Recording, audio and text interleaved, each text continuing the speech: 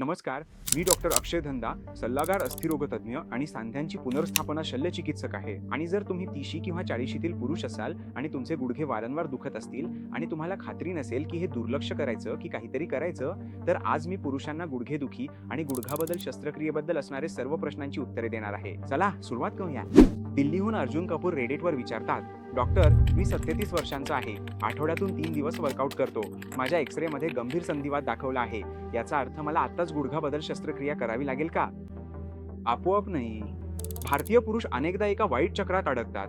Gym, वेदना, नकार, वेदनाशामक गोळ्या, अजून जास्त भार, आणि हा भार चालूच राहतो. एक्स-रे मध्ये गंभीर असं काही शब्द दिसला तरी तो केवळ कार्टिलेज कमी झालं हे दाखवतो, पण शस्त्रक्रियेचा योग्य वेळ हा प्रत्यक्ष जीवनातील कार्यक्षमतेवर ठरतो. संधिवाताला इंजिन मधल्या झिजलेल्या बेरिंग सारखं समजा. हे फक्त खरखरीतपणा नाही, हे सांध्यामधून जाणाऱ्या शक्तींच्या मार्गात बदल घडवायला सुरुवात करतं. पण तुम्ही आवाज आला म्हणून लगेच इंजिन बदलत नाही, बरोबर ना?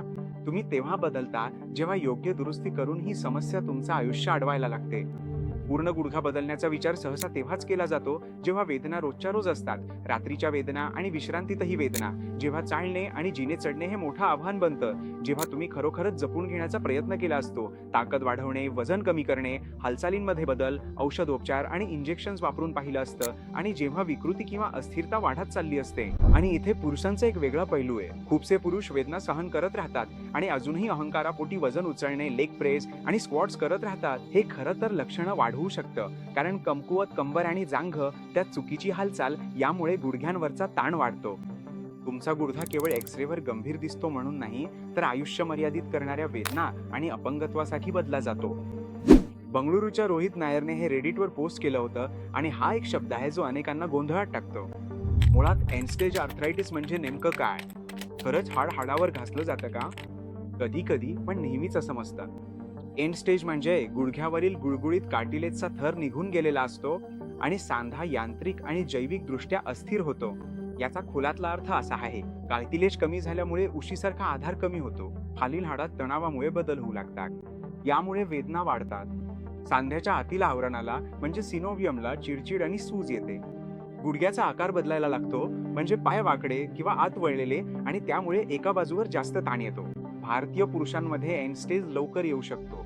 जुने खेळातील दुखापती जसे की ACL, मेनिस्कस याकडे दुर्लक्ष केले गेले असेल, दीर्घकाळ उभं राहून काम करणे, गोदामातील काम, पोलीस किंवा संरक्षण दलातील ड्रिल्स, डिलिव्हरीची नोकरी, आणि जरी पुरुष दिसायला तंदुरुस्त असले तरीही मध्यभागी लठ्ठपणा आणि चयापचयाच्या समस्या जास्त प्रमाणात असतात. आर्थरायटिस मधील वेदना फक्त हाडावर घासल्यामुळे होत नाहीत, तर त्यात वजनाचा ताण, सूज, सांध्याचा आकार बदलणे आणि स्नायूंची कमजोरी हे सगळं एकत्रितपणे कारणीभूत असतं. मुंबईच्या विक्रम शेट्टी यांनी हे रेडिटवर विचारलं होतं, आणि हे प्रश्न अनेकदा विचारला जातो, विशेषतः सक्रिय पुरुषांमध्ये.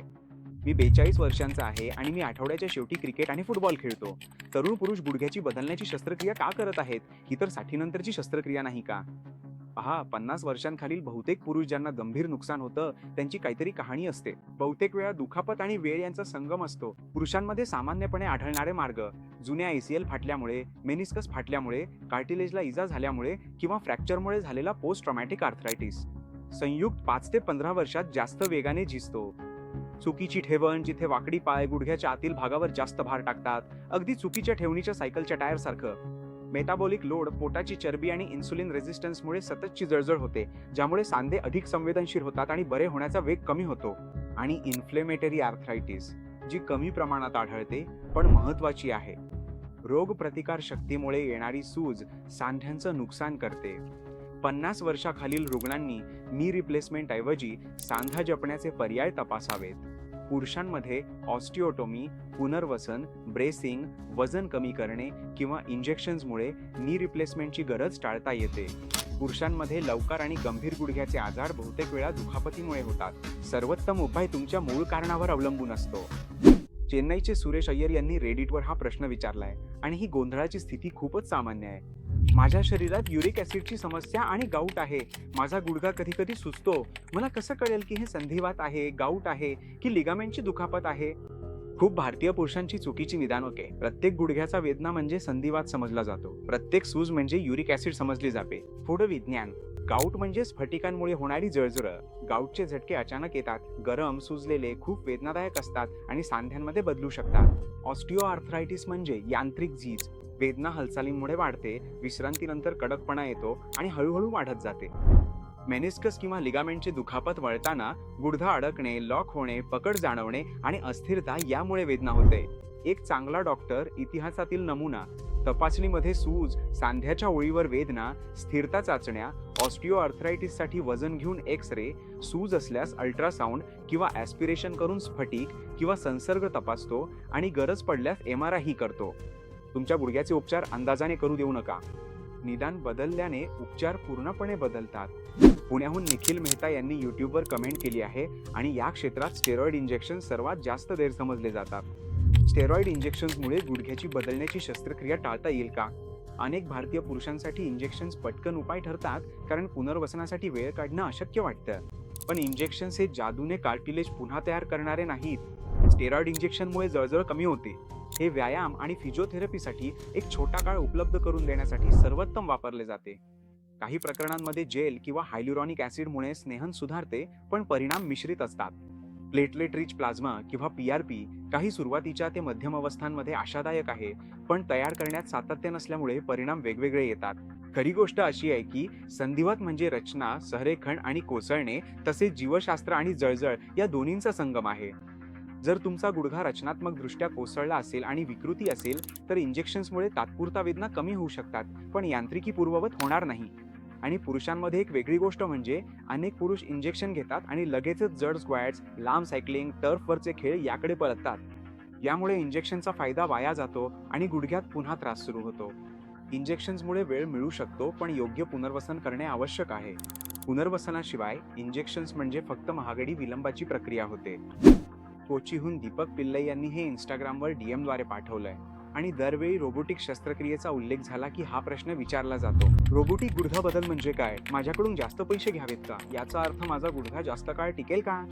रोबोटिक्समुळे अचूकता वाढू शकते. हाडे कापण्याची आणि संरेखनाची प्रक्रिया अधिक सुसंगत होते आणि संरेखनाच्या समस्या कमी होतात. हा खरा फायदा आहे, पण दीर्घकालीन आराम फक्त अचूकतेवर अवलंबून नसतो. तो लिगामेंटचा समतोल, संसर्ग टाळणे आणि वेदना नियंत्रण यावर अवलंबून असतो. यामुळे लवकर हालचाल, पुनर्वसनाची गुणवत्ता आणि तुमचे वजन, ताकद, हालचालीचे पॅटर्न आणि अपेक्षा यावर परिणाम होतो. पुरुष अनेकदा याकडे जणू काही उत्तम कारचा व्हेरियंट घेतल्यासारखे पाहतात. टॉप मॉडेल म्हणजेच सर्वोत्तम परिणाम. शस्त्रक्रिया तशी नसते. इंजिन म्हणजे तुमचे स्नायू, तुमचा मेटाबॉलिझम आणि पुनर्वसनातली तुमची शिस्त. म्हणून तुमच्या सर्जनला विचारण्याचा हुशार प्रश्न, तुम्ही महिन्याला किती टोटल नी रिप्लेसमेंट शस्त्रक्रिया करता? पुनर्वसनाचा आराखडा काय आहे आणि तो कोण पाहतो? मधुमेह किंवा स्मोकर्समध्ये संसर्गाचा धोका तुम्ही कसा कमी करता? आणि मी ज्या अतिरिक्त खर्चासाठी पैसे देतोय तो नेमका कशासाठी आहे? रोबोटिक्समुळे अचूकता वाढू शकते, पण ते जीवनशैली, पुनर्वसन आणि जोखमीचे घटक यावर मात करू शकत नाही. दिल्लीच्या राहुल शर्मा यांनी यूट्यूबवर कमेंट केली आणि ही भीती अनेक पुरुषांना शस्त्रक्रियेचा विचारही करू देत नाही. टोटल नी रिप्लेसमेंटमध्ये तुम्ही नेमकं काय बदलता? माझं गुडघं काढून टाकता का? मला भीती आहे की मी पुन्हा जिमला जाऊ शकणार नाही. तुमचं संपूर्ण गुडघं काढून टाकलं जात नाही. झिजलेल्या सांध्याच्या पृष्ठभागावर नवीन आवरण घातलं जातं. सोपं सांगायचं तर फेमूर म्हणजे तुमची मांडीची हाड, त्याच्या टोकावर मेटलचं कॅप बसवलं जातं. इबिया म्हणजे तुमचं पायाचं हाड, त्यावर मेटलचं बेस बसवलं जातं. या दोघांच्या मध्ये एक मजबूत मेडिकल प्लास्टिकचं लायनर बसवलं जातं आणि तेच नवीन घसरण्याचा पृष्ठभाग असतं. कधी कधी गुडघ्याच्या कवचालाही नवीन आवरण दिलं जातं. तुम्ही जिमला परत का जाऊ शकता? संधी स्थिर आणि गुळगुळीत होतो आणि मग तुमचे स्नायू पुन्हा नियंत्रण आणि धक्का शोषण्याचं काम करतात. पण टोटली रिप्लेसमेंट नंतर जिम म्हणजे पुन्हा हंकाराने वजन उचलणं नाही, ते म्हणजे शहाणपणाने ट्रेनिंग करणं आहे. सायकलिंग, नियंत्रित ताकद वाढवणं, फॉर्म सुधारणा, हळूहळू वजन वाढवणं, अशा गोष्टी विचारात घ्या. जास्तीत जास्त स्क्वॅट्स किंवा उड्या मारणं नव्हे. टोटल नी रिप्लेसमेंट ही एक अत्यंत अचूक पृष्ठभाग बदलण्याची प्रक्रिया आहे. तुमचं जिमचं भविष्य हे तुम्ही कसं ट्रेनिंग करता यावर अवलंबून आहे, केवळ कोणता इम्प्लांट आहे यावर नाही. हैदराबादहून आकाश वर्मा रेडिटवर विचारतो आणि हे कदाचित पुरुष मला विचारतात ते सर्वात व्यवहार्य प्रश्न आहे. मी एक काम करणारा माणूस आहे आणि मी जास्त दिवसांची रजा घेऊ शकत नाही. प्रत्यक्षात किती वेळ लागतो? चालणे, गाडी चालवणे, ऑफिसला परत जाणे, हेच पुरुषांचं मुख्य काळजीचं कारण. मी घरात कमावणारा आहे, मी गायब होऊ शकत नाही. सामान्य वेळापत्रक आणि हे आरोग्य व पुनर्वसनावर अवलंबून बदलू शकतं. पहिल्या दिवशी किंवा दुसऱ्या दिवशी अनेक प्रकरणांमध्ये आधार घेऊन उभं राहणं आणि चालणं शक्य होतं. दुसऱ्या आठवड्यात घरी थोड्या अंतरावर चालणे, मूलभूत स्वावलंबन नैसर्गिकरित्या सुधारत जाते. 4थ्या ते 6व्या आठवड्यात जर प्रवास सोपा असेल आणि वेदना व सूज नियंत्रणात असेल तर बरेच जण डेस्कच्या कामावर परत जाऊ शकतात. गाडी चालवणं शस्त्रक्रियेची बाजू आणि गुडघ्याच्या नियंत्रणावर अवलंबून असते. बहुतांश लोकांना काही आठवडे व डॉक्टरांची परवानगी लागते. पुनर्प्राप्ती म्हणजे केवळ जखम भरणे नव्हे, तर स्नायू नाडी समन्वय पुन्हा शिकणे आहे. तुमच्या मेंदूला गुडघ्यावर पुन्हा विश्वास हवा. स्नायूंना पुन्हा ताकद मिळवावी लागते. सूज कमी व्हायला आली. पुरुषांमध्ये 2 गोष्टी उशीर करतात. अधीरपणा, जास्त मेहनत केल्याने सूज आणि वेदना वाढतात, ज्यामुळे प्रगती थांबते आणि माझं काही झालं नाही असा दृष्टिकोन. फिजिओथेरपी टाळल्यास कडकपणा येतो. तुम्हाला लवकर कामावर परत जायचं असेल तर वेदना नियंत्रण, दररोज फिजिओथेरपी आणि योग्य घरगुती व्यवस्था यावर गुंतवणूक करा. चेन्नईच्या कार्तिक मेनन यांनी हे यूट्यूबवर लिहिलं आहे. महत्वाचं आहे हे मित्रांनो, शस्त्रक्रियेनंतरच्या पहिल्या 2 आठवड्यांत किती वेदना होतात आणि खरंच मला कशाची भीती वाटली पाहिजे, कोणती धोक्याची चिन्ह आहेत. सुरुवातीला वेदना अपेक्षित असतात, पण त्या इतक्या नियंत्रणात असाव्यात की तुम्ही चालू शकाल आणि दररोज व्यायाम करू शकाल. सूज अनेक आठवडे राहू शकते. काय समन्वय आहे? सूज, उष्णता, काळपटपणा, झोपेचा त्रास आणि हळूहळू सुधारणा. धोक्याची चिन्ह ही दुर्लक्ष करू नका. थंडी वाजून ताप येणे, जखमेतून पाणी किंवा पू गळणे किंवा त्वरित पसरत जाणारी लालसरपणा, पिंजऱ्यांमध्ये वेदना किंवा सूज, अचानक श्वास घेताना येणे किंवा छातीत वेदना. आतली सखोल शास्त्रीय बाब म्हणजे शस्त्रक्रियेमुळे शरीरात जळजळ होते आणि तात्पुरती गाठी तयार होण्याची प्रवृत्ती वाढते. तुमची जखम संसर्गासाठी एक असुरक्षित प्रवेशद्वार असते. त्यामुळे प्रतिबंध आणि धोक्याची चिन्ह ओळखणं हेच या प्रक्रियेतील सर्वात महत्त्वाचा भाग आहे आणि पुरुषांसाठी हे विशेष लक्षात ठेवावं लागतं. पुरुष अनेकदा लक्षणं सांगायला उशीर करतात कारण तक्रार करणं योग्य वाटत नाही. अशाच प्रकारे लहान समस्या मोठ्या होतात. धोक्याची चिन्ह लवकर कळवणं तुमच्या उपचाराच्या परिणामांचं संरक्षण करतं. हे प्रश्न अनेक पुरुषांकडून आले. रेडिट, यूट्यूब, इंस्टाग्राम सगळ्यांनी एकच गोष्ट विचारली. पूर्ण गुडघा शस्त्रक्रियेनंतर मी उकडून बसू शकतो का? पाय घडी घालून बसू शकतो का? भारतीय शौचालय वापरू शकतो का? क्रिकेट खेळू शकतो का? आणि रोज माझी सायकल चालवू शकतो का? हा प्रश्न भारतीय पुरुषांसाठी खास आहे. मी या प्रत्येक प्रश्नाचं स्वतंत्रपणे उत्तर देतो. उकडून बसणं आणि पाय घडी घालून बसणं याची हमी देता येत नाही. काही पुरुषांना थोडीफार क्षमता मिळते, पण खोल वाकणं हे लवचिकता, वजन आणि गुडघ्याच्या हालचालींवर अवलंबून मर्यादित असू शकतं. भारतीय शौचालय दीर्घकाळ खोल वाकून बसणं अनेकांसाठी योग्य नाही. पश्चिमेकडील कमोड किंवा उंच बसण्याची जागा अधिक सुरक्षित आहे, विशेषतः सुरुवातीला. क्रिकेट नंतर नियंत्रित हालचाली शक्य असतात. साधं बॅटिंग आणि फिल्डिंग ठीक असू शकतात. वेगाने धावणे, अचानक वळणे, स्लाइडिंग यामध्ये धोका जास्त आहे. सायकल चालवणं शक्य आहे, पण लांब पल्ल्याच्या सायकलिंगमुळे सुरुवातीला सूज वाढू शकते. हळूहळू परतणं आणि सूज व ताकद यावर नियंत्रण ठेवणं महत्त्वाचं आहे. हो, पण सांध्यांची काळजी घेऊन. सायकलिंग, नियंत्रित पायाची ताकद, कंबर मजबूत करणं आणि अहंकारापोटी जास्त वजन टाकू नका. पुन्हा पुन्हा होणारा धक्का आणि उड्या का? आता याचा खोल अर्थ पाहूया. टोटल नी रिप्लेसमेंट हे चालणं, जिने चढणं, रोजचं स्वावलंबन, प्रवास आणि कामकाज पुन्हा मिळवण्यासाठी डिझाईन केलं आहे. पण जर तुम्ही जास्त वाकू शकत असाल तर ते बोनस समजा, हमी नाही.